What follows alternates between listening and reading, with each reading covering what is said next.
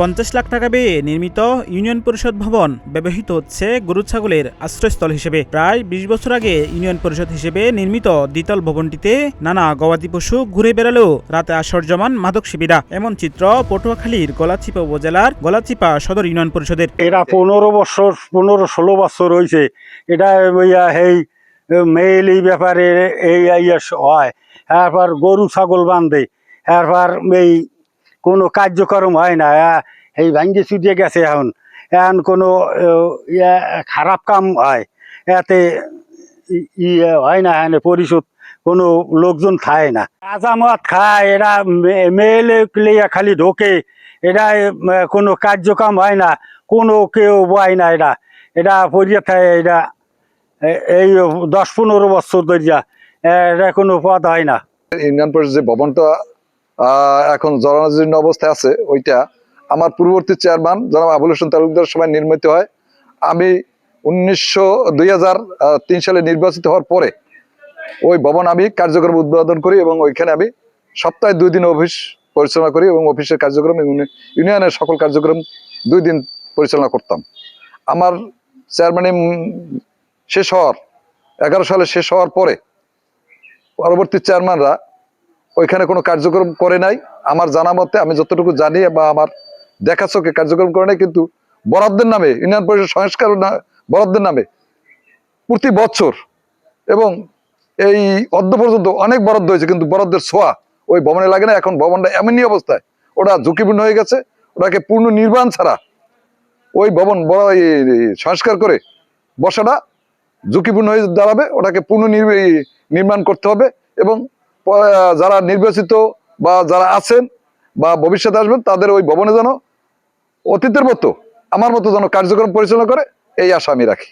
2006 সালে অর্ধ কোটি টাকা ব্যয়ে গলাচিপা সদর ইউনিয়ন পরিষদের এই দ্বিতল কমপ্লেক্স ভবনটি নির্মাণ করা হয়। স্থানীয় বোয়ালিয়া গ্রামের বাসিন্দা শাহ আলী তালুকদার 1 একর জমি দান করেন ভবন নির্মাণের জন্য। ভবনটিতে চেয়ারম্যান, সচিব ও ইউপি সদস্যদের কক্ষ, একটি হলরুম এবং আনসার বিডিভি ও গ্রাম পুলিশের জন্য আলাদা কক্ষ রয়েছে। কিন্তু নির্মাণের প্রায় 2 দশক পেরিয়ে গেলেও এখনও শুরু হয়নি কোনো প্রশাসনিক কার্যক্রম। বর্তমানে ভবনটি পরিত্যক্ত অবস্থায় পড়ে আছে। সরজমিনে ঘুরে দেখা যায় ভবনের বেশিরভাগ দরজা জানালা নেই। কক্ষগুলো ময়লা আবর্জনায় ভরা। মেঝেতে ছড়িয়ে আছে গরু ছাগলের মলমূত্র, খড়কুটো এবং মাদক সেবনের নানা আলামত। শেওলা ধরেছে দেয়াল আর ছাদে, প্রবেশপথ ভরা কাদা পানিতে। দিনের বেলায় এলাকাবাসী এখানে গরু ছাগল বেঁধে রাখেন, আর সন্ধ্যা হলে শুরু হয় মাদক সেবীদের আড্ডা। 2003 সালে এটা হয়েছে।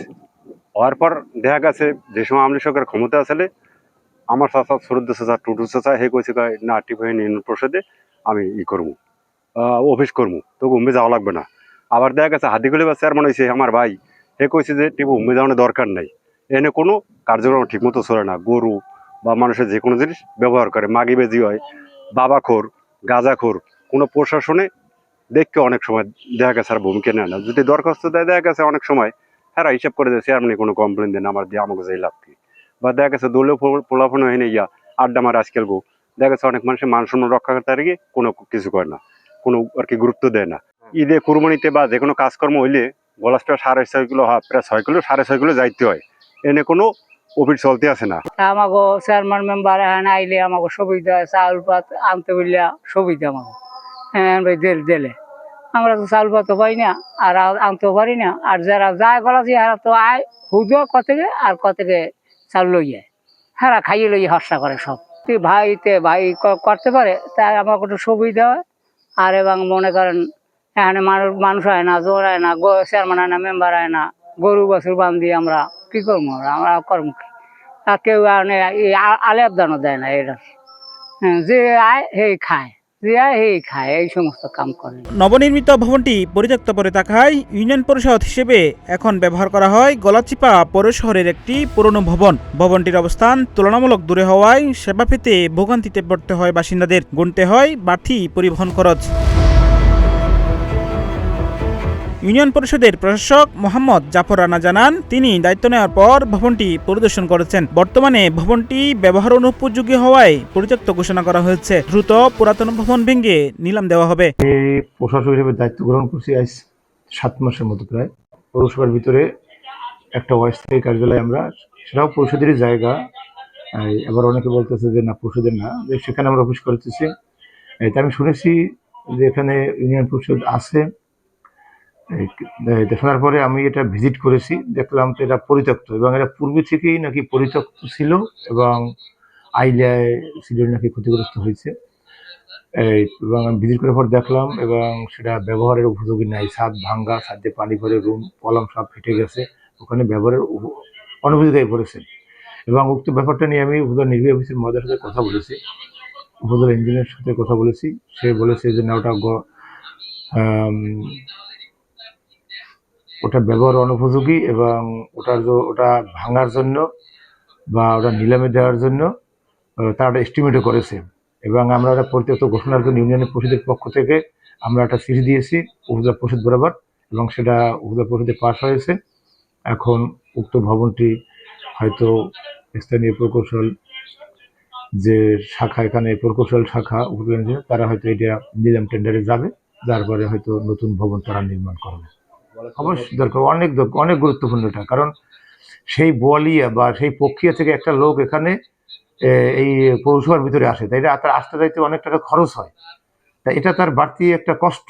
আর ইউনিয়ন পরিষদ যদি হয়, তাহলে ওটা ছিল ওটা ইউনিয়ন পরিষদের প্রায় মাঝখানে, তো ওখানে যদি নির্মাণ হয় নতুন থাকে, তাহলে তাদের ওখানে আসতে সুবিধা হইতো, এবং ওখান থেকে মানুষকে সেবা গ্রহণ করতেও সুবিধা হইতো। এবং সরকারের যে বিভিন্ন সুযোগ সুবিধা প্রদান করি, যেমন চাল বা বিভিন্ন খাদ্য সুবিধা প্রদান বা ঋণ বা কার্ডগুলো, সব ওখান থেকে সেবাগুলো দেওয়া যেত।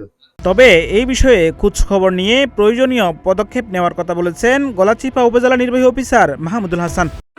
গলাচিপা ইউনিয়ন পরিষদের একটি জরাজীর্ণ ভবনের বিষয়ে আমরা আপনার মারফতে জানতে পারলাম।